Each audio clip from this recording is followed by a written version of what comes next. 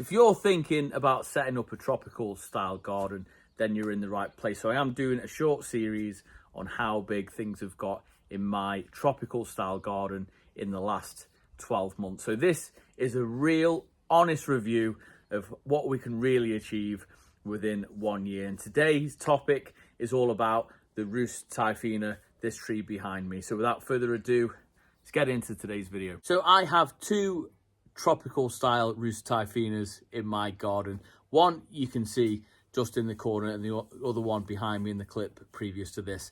But I'm going to show you the mother plant. Okay, so this house I inherited and there wasn't many plants within this property, but there was one Rhus Typhina that had been cut down to the ground.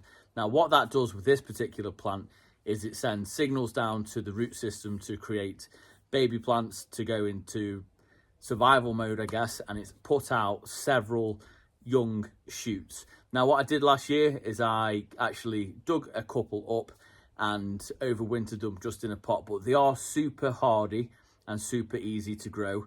Mine have been planted in pots so we can contain those roots to stop them from running. But I'm going to go ahead, I'm going to show you my front garden very quickly and the mother plant to these.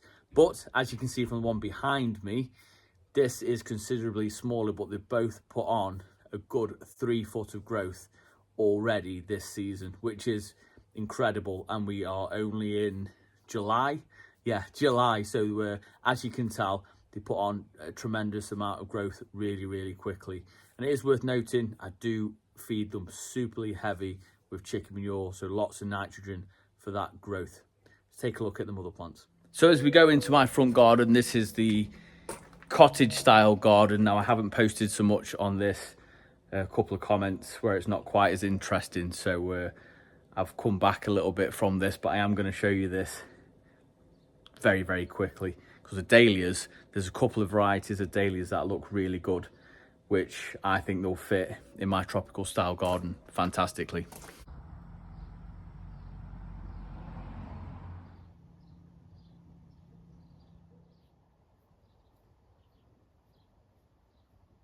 So this is a bit of a beast. This is actually going to get used as a mother plant. So as it sends up new shoots, I'm simply going to dig them up, pot them up, and we've got a few hopefully to give away at the end of the year as well, depending on what they look like and all that sort of good stuff. So I do want to give a couple out. I know Ian pretty much sponsored my dahlia bed, so I give Ian one, so or maybe two.